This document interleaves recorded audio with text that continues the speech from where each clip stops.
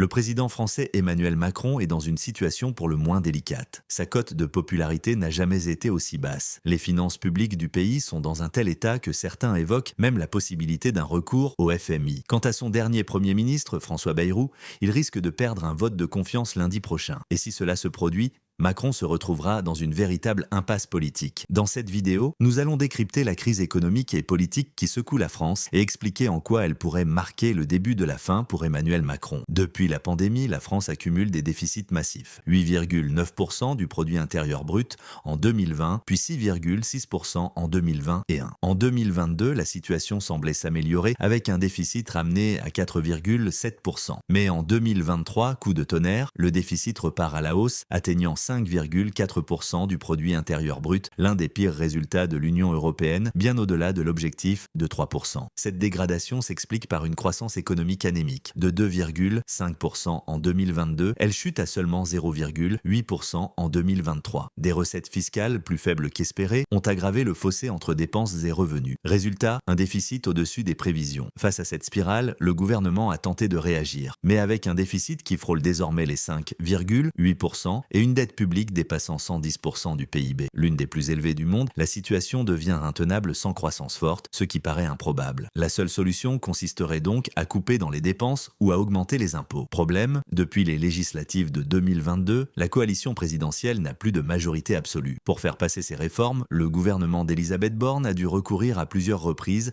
à l'article 49.3 qui permet d'imposer une loi sans vote, sauf motion de censure adoptée dans les 48 heures. Mais cette méthode a provoqué colère sociale, manifestations et une chute continue de la popularité présidentielle. Chaque recours au 49.3 accentuait le risque de renversement du gouvernement. Pour sortir de l'impasse, Macron a tenté de remplacer Borne par Gabriel Attal puis d'organiser des législatives anticipées en 2024. Mais son pari a échoué. Non seulement il n'a pas regagné de majorité, mais son camp a encore perdu des sièges au profit de la gauche et de l'extrême droite, toutes deux favorables à davantage d'emprunts publics. Ensuite, Michel Barnier a été nommé Premier ministre. Mais incapable de rallier une majorité, il a fini par perdre un vote de confiance au bout de 3 mois seulement. En décembre dernier, François Bayrou lui a succédé. Bayrou a réussi à gagner du temps en janvier en ouvrant de nouvelles négociations sur la réforme des retraites qui prévoit de repousser l'âge légal de 62 à 64 ans. Mais depuis, il a échoué à faire adopter des mesures de redressement budgétaire. Son plan prévoyait 43,8 milliards d'euros d'économies d'ici 2026, dont 80% via des coupes budgétaires. Les mesures les plus contestées incluaient la suppression de 2 jours fériés,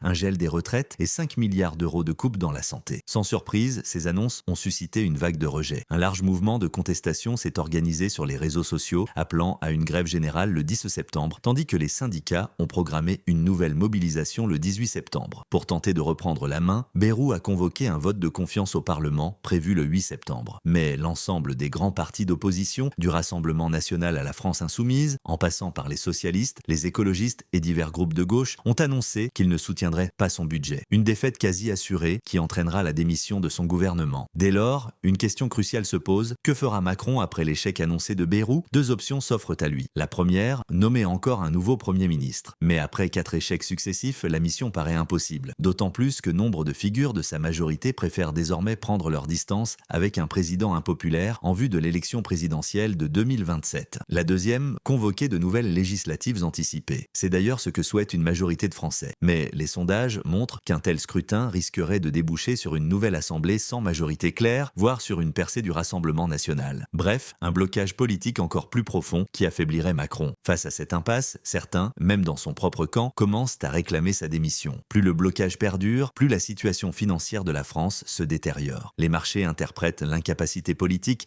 à rééquilibrer le budget comme un signe de fragilité. Les taux d'intérêt sur la dette française s'envolent, déclenchant un cercle vicieux. Plus les taux montent, plus il faut couper sévèrement dans les dépenses, rendant l'adoption d'un budget encore plus difficile, ce qui inquiète encore davantage les marchés, et ainsi de suite. Mais paradoxalement, la démission de Macron pourrait aggraver encore la crise, car si les marchés n'aiment pas le blocage politique, ils redoutent encore plus l'instabilité et les incertitudes liées à une succession chaotique. D'autant que ses potentiels successeurs prônent, pour la plupart, davantage de dépenses publiques. En clair, la France est aujourd'hui piégée dans un double étau, financier et politique, dont il semble de plus en plus difficile de sortir. C'était Youssef de la chaîne Europe Stratégique. Si cette vidéo vous a plu, N'oubliez pas de mettre un like, de vous abonner et d'activer la cloche pour ne rien manquer des prochaines analyses. Et surtout, restez attentifs car la géopolitique n'arrête jamais de nous surprendre.